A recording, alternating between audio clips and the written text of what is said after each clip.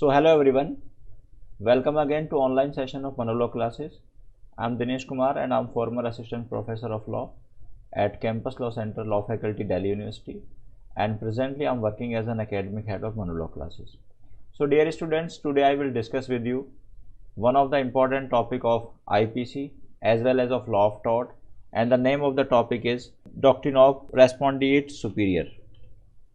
So this doctrine of respondeat superior means when superior officer is held liable for the act of inferior officer. So before moving to the doctrine or discussion part of the doctrine, there is an important announcement for all of you. Admissions are open at Manolaw classes and all of you may get yourself enrolled for these admissions of upcoming batch of 2022 and 2023. For more information, you may dial the given number on screen, that is 9971444054 for getting the best result. We at Manolaw classes are also providing 15 days free trial to all the aspirants of law entrance examination like CLAT, ILAT, DU and other law entrance examinations. And in these 15 days trial, you will get the following benefits. Number one, you will get live classes with one-to-one interaction. Number second, you will get recorded conceptual lectures on various topics. Number 3, you will get various topic tests, and number 4, you will get various sectional tests.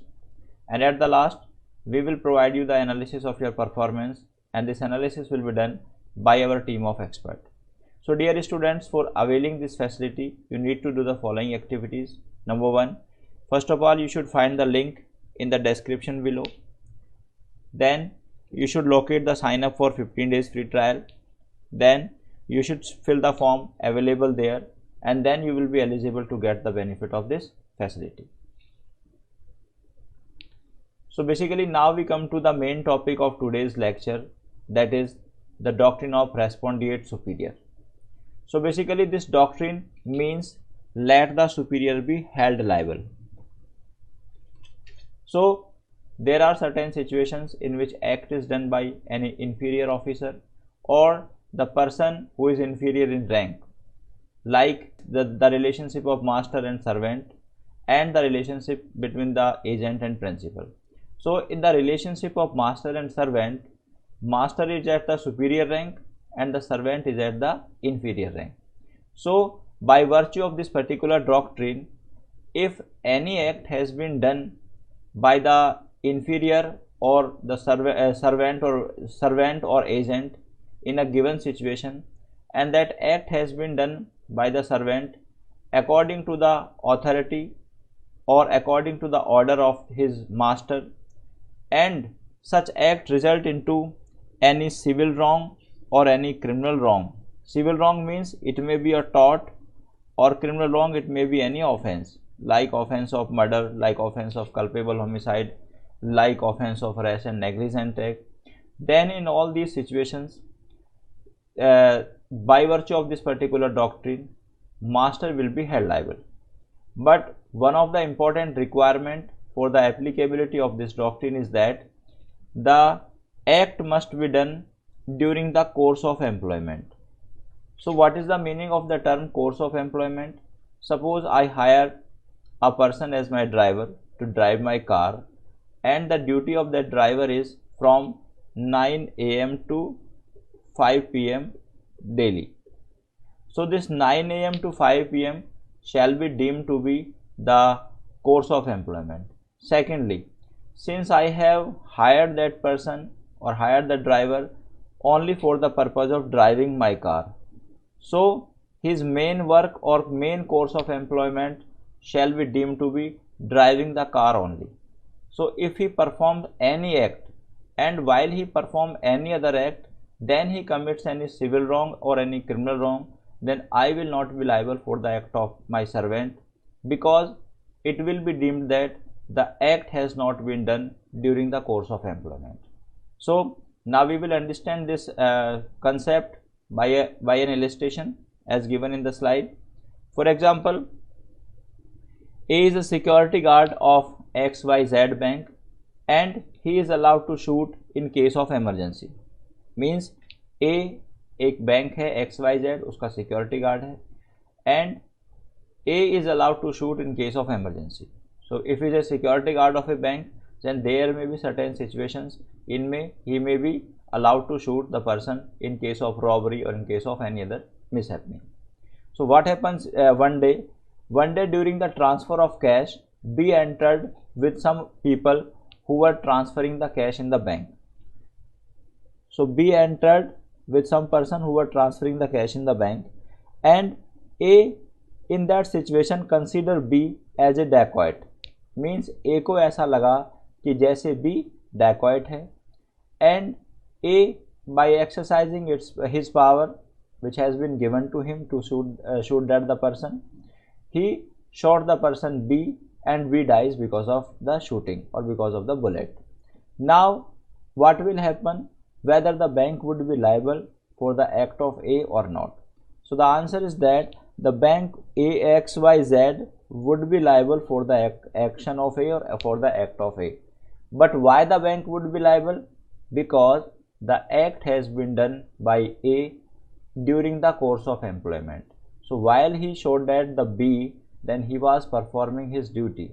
So because of this reason and because of the applicability of the doctrine of respondeat superior, XYZ will be liable for the action of A. Now we will come to the essential elements of the applicability of doctrine of respondeat superior. So there are three essential elements for the applicability of this doctrine, and the essential number one is there must be certain types of relationship between the parties. Means for the applicability of this doctrine, there must be certain types of relationship, and this relationship may be the relationship of master and servant and the relationship of principal and agent. So, and in this relationship, one person must be at the higher rank like the master or like the principal, and the other person must be at the lower rank or inferior in rank like servant or agent. Second point is the wrong must have been committed person who is junior in the rank or by the servant. So if there are certain type of relationship like master and servant and wrong is committed by the master, then the doctrine of respondeat superior will not be applicable. For the applicability of this doctrine, this wrong may be criminal wrong or civil wrong. It must be committed by the person who is inferior in rank, that is servant or agent. Third point, the wrong must have been committed during the course of employment. As I discussed with you, the term course of employment is related to the two aspects mainly. One is the time or working hours, as I discussed with you, 9 AM to 5 PM, and second it is related to the nature of job.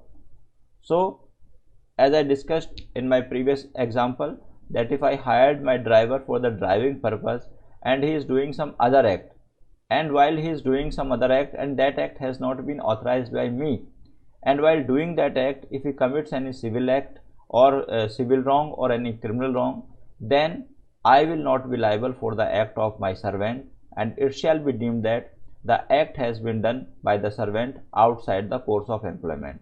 And if any act has been done outside the course of employment, then master will not be liable, and hence this concept of respondeat superior will not be applicable. Now we come to the one of the important aspect of this doctrine, and the important aspect is that why the master is only held liable.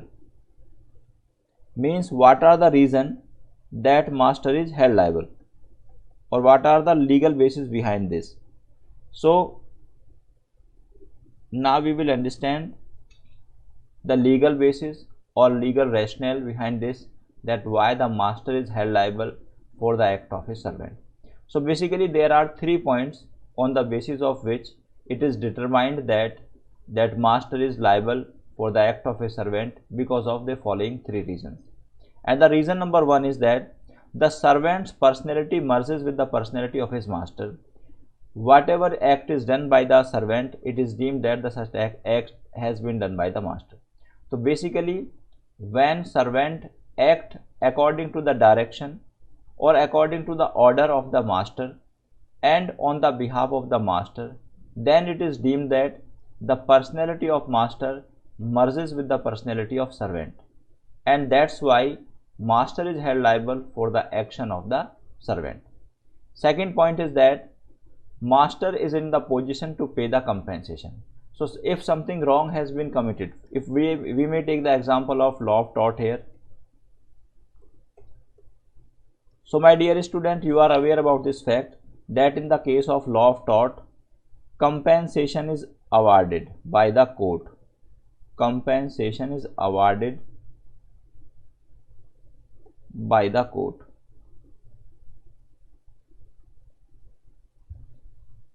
Okay, so if the court award the compensation, and suppose in a particular case of civil wrong, court award the compensation of 1 lakh rupees or 2 lakh rupees to the victim. So this servant may not have such capacity to pay this amount of 1 lakh rupees or 2 lakh rupees to the victim. Why? Because the paying capacity of servant is weak in comparison to the paying capacity of the master, because master has some deep pocket, means master has some more money in comparison to the servant, and that's why the master is held liable to pay the compensation on the behalf of act of the servant. So this is the second point on the basis of which master is held liable in the case of the application of doctrine of respondeat superior. Now we come to the third point, and third point is based upon the legal maxims qui facit per alium facit per se. So according to this legal maxims, it means he who does act through another is deemed to do the act himself. So if any person is doing act through another person, for example, in the given situation, master is doing act through his servant, but it is the act of master, means this act must have been or should have been done by the master himself, but because of the shortage of time, because of the shortage of particular skill, master is getting this act done through his servant. So when one act is done by the servant and this act is done by the servant on the behalf of master, so as per this principle, master should be held liable. So basically these are three bases or three reasons on the basis of which we can say that these are the reasons on the basis of which master is held liable for the act of his servant. So my dear students, that's all for today. I will come again with the next important doctrine of the law. Till then, thank you very much. Please take care of yourself and goodbye.